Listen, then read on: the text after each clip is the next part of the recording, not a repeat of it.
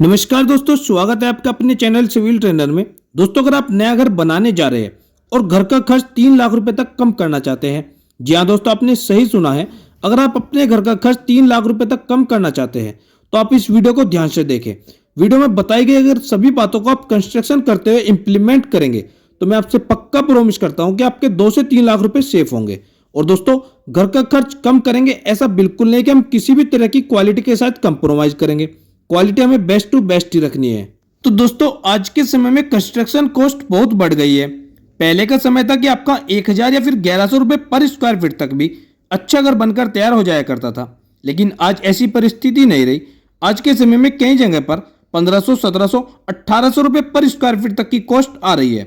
अब दोस्तों, ऐसे में आपका यह जानना बहुत जरूरी है कि कैसे आप अपने घर की कॉस्ट 2 से 3 लाख रुपए तक कम कर सकते हैं। दोस्तों, वीडियो स्टार्ट करने से पहले आपसे छोटी सी रिक्वेस्ट है, अगर आप चैनल पर नए हैं तो प्लीज चैनल को सब्सक्राइब, वीडियो को लाइक और बेल आइकन को प्रेस करना ना भूलें, ताकि मेरी आने वाली और भी अच्छी वीडियो की नोटिफिकेशन आप तक पहुंचती रहे। तो चलिए दोस्तों, ज्यादा देर न करते हुए चलते हमारे मेन टॉपिक की ओर। साथियों, हमारी कंस्ट्रक्शन कॉस्ट 2 चीजों पर डिपेंड करती है। एक होता है आपका मटेरियल कॉस्ट, दूसरा लेबर कॉस्ट। साथियों, मटेरियल कॉस्ट हमारा टोटल कंस्ट्रक्शन कॉस्ट का 70% रहता है, वहीं लेबर कॉस्ट हमारा 30% रहता है। अब हमारा अगर 1000 स्क्वायर फीट में कोई घर है और उसमें आपका 1800 रुपये पर स्क्वायर फीट के हिसाब से लगभग 18 लाख रुपए लगा, तो उसमें आपका जो मटेरियल कॉस्ट होगा वह होगा 70% यानी कि 12,60,000 रुपए। वहीं लेबर कॉस्ट आपका रहेगा 30% यानी कि 5,40,000 रुपए। अब दोस्तों, लेबर खर्च में आपका सभी तरह की लेबर इंक्लूड हो जाती है, जैसे आपका इलेक्ट्रीशियन, टाइल मेसन या फिर आपका प्लम्बर या लेबर या फिर मेसन, यह सभी तरह की लेबर मिलाकर ये आपका लेबर कॉस्ट बन जाता है। साथियों, चाहे आप घर बनाने का काम विद मटेरियल दे या फिर लेबर रेट पर, तो आपको कॉन्ट्रैक्टर से यह सब पहले ही तय कर लेना है कि आप कॉन्ट्रैक्टर का टोटल पेमेंट प्लॉट साइज के हिसाब से बनाएंगे या फिर टोटल स्लैब मेजरमेंट करके। अब अगर आपका सिर्फ प्लॉट के एरिया के हिसाब से तय हुआ है तो ठीक है, लेकिन अगर स्लैब एरिया के हिसाब से तय हुआ है तो अक्सर कर ज्यादातर कॉन्ट्रैक्टर आपको बोलेंगे कि सर छत में छज्जा 4 या 5 फीट का दे दीजिए। वह इसलिए ताकि कॉन्ट्रैक्टर का स्लैब एरिया बढ़ जाए। वह कैसे, मान लीजिए आपने 250 रुपये पर स्क्वायर फीट के हिसाब से लेबर रेट के हिसाब से उसको कॉन्ट्रैक्ट दिया है, तो कॉन्ट्रैक्टर आपसे बोलकर 4 या 5 फीट का छज्जा अगर बढ़वा ले तो कॉन्ट्रैक्टर का लगभग 100 स्क्वायर फीट तक एरिया बढ़ जाता है। बहुत सारे केसेस में तो यह एरिया 200 स्क्वायर फीट तक भी बढ़ जाता है। लेकिन आप मान लीजिए अगर कॉन्ट्रैक्टर का एरिया सिर्फ 100 स्क्वायर फीट ही बड़ा है तो, और लेबर रेट आपका 250 रुपए पर स्क्वायर फीट है, तो यहां पर बढ़े हुए एरिया से रेट को अगर मल्टीप्लाई करते हैं तो इसमें आपका आएगा 25,000 रुपए, यानी कि आपका 25,000 रुपए एक्स्ट्रा जाएगा कॉन्ट्रैक्टर पर। तो यहां पर आप 25,000 बचाने के लिए सिर्फ 3 फीट का छज्जा ही दें, क्योंकि अगर आप 3 फीट का छज्जा देते हैं तो यह मजबूती के लिहाज से भी अच्छा रहता है as per compare to 4 feet या 5 फीट छज्जा। अब बात करते हैं कि मटेरियल में हमें कैसे कैसे पैसा बचाना चाहिए। मैं आपको शुरू से डिटेल से बताता हूं। सबसे पहले अगर हम एक प्लॉट लेते हैं तो प्लॉट हमें या तो स्क्वायर शेप का लेना चाहिए या फिर रेक्टेंगल शेप का। इसमें हमारा खर्च थोड़ा कम हो जाता है, क्योंकि ऐसे प्लॉट में हमें घर के रूम, टॉयलेट, बाथरूम या फिर किचन वगैरह इन सभी का एक शेप दे सकते हैं, जिसमें हमारा घर प्रॉपर अच्छे से बन जाता है, वह भी सिंपल प्रोसीजर के साथ।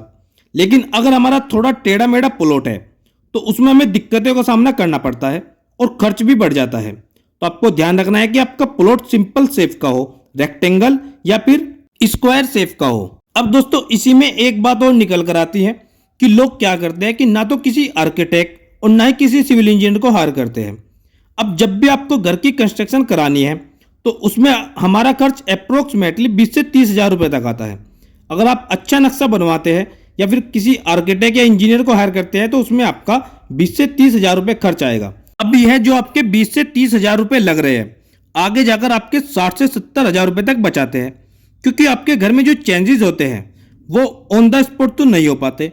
अगर आप ड्राइंग पहले से बनवा कर नहीं रखते तो बाद में आपको सोच आती है कि यार यहाँ पर तो बाथरूम नहीं होना चाहिए, या फिर किचन का साइज कम हो गया, या किचन का साइज ज़्यादा हो गया, या फिर किचन की लोकेशन यहाँ नहीं होनी चाहिए, या फिर मेरा बेडरूम का साइज कम हो गया।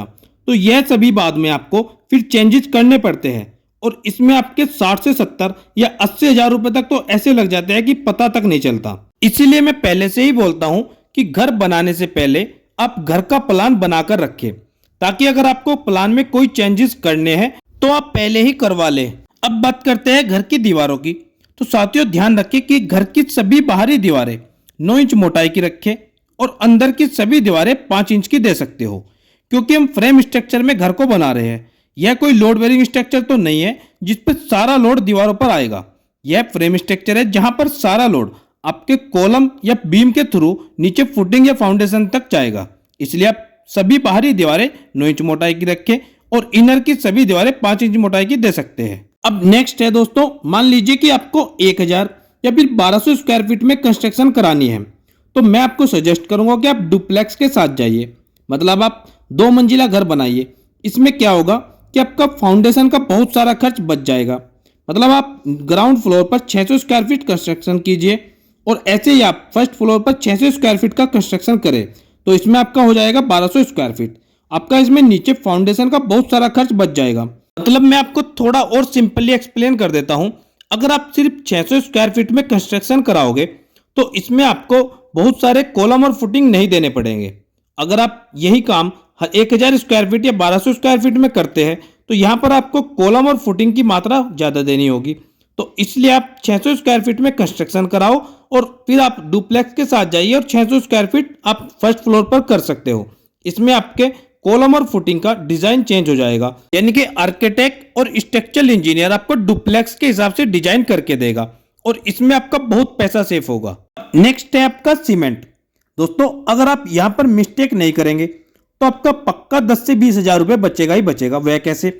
दोस्तों आपको अपने घर के सभी आरसीसी मेंबर्स में ओपीसी 53 ग्रेड का सीमेंट यूज करना है। मतलब आपका footing, column, tie beam, plinth beam या फिर आपके घर की स्लेब, छत, तो इसमें आप ओपीसी सीमेंट का यूज कर सकते हैं। वहीं अगर आप ब्रिकवर्क की बात करें या फिर प्लास्टर की, तो इसमें आप पीपीसी सीमेंट का इस्तेमाल करें, क्योंकि पीपीसी का रेट पर बैग ओपीसी के मुकाबले 20 से 30 रुपए कम होता है।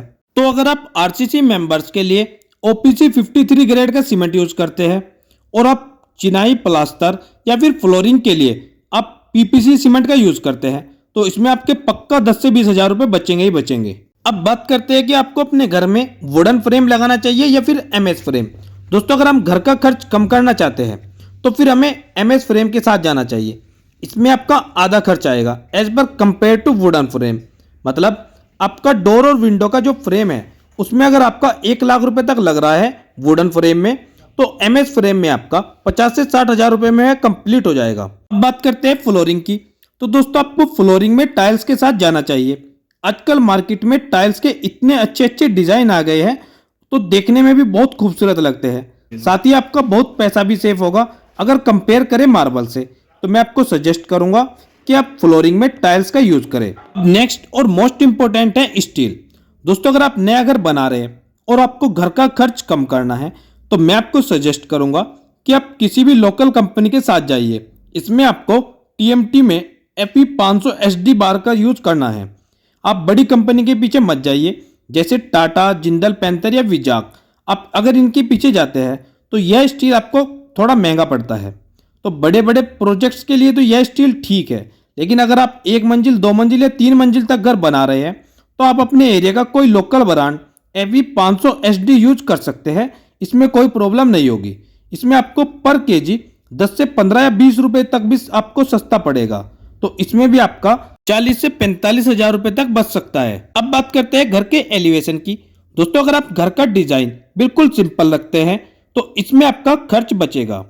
अगर आप यहाँ पर डिजाइन ज्यादा देना चाहते हैं तो इसमें आपका बहुत खर्च बढ़ जाएगा, क्योंकि कॉन्ट्रैक्टर एलिवेशन का डबल चार्ज लगाएगा। हाँ अगर आपको खर्च नहीं कम करना है तो आप कैसा भी एलिवेशन दे सकते हैं, लेकिन अगर आपको घर का खर्च कम करना है तो आप सिंपल एलिवेशन के साथ जाइए। अब दोस्तों घर के खर्च कम करने की बात आ रही है तो मैं आपको सजेस्ट करूंगा कि आप बड़ी बड़ी कंपनी के मटेरियल के पीछे मत जाइए। आप कोई लोकल कंपनी का, लोकल ब्रांड का मटेरियल भी यूज कर सकते हैं। बस आपको क्वालिटी का ध्यान रखना है, क्वालिटी अच्छी हो। दोस्तों आज की वीडियो में बस इतना ही। उम्मीद करता हूं दोस्तों आज की मेरी ये कोशिश आपके जरूर काम आएगी। आपको वीडियो कैसी लगी कमेंट सेक्शन में जरूर बताइएगा। दोस्तों वीडियो अच्छी लगी तो लाइक, चैनल पर नए हैं तो प्लीज चैनल को सब्सक्राइब करना न भूलें। और दोस्तों मेरी आने वाली और भी अच्छी वीडियो की नोटिफिकेशन के लिए बेल आइकन को प्रेस करना भी मत भूलिएगा।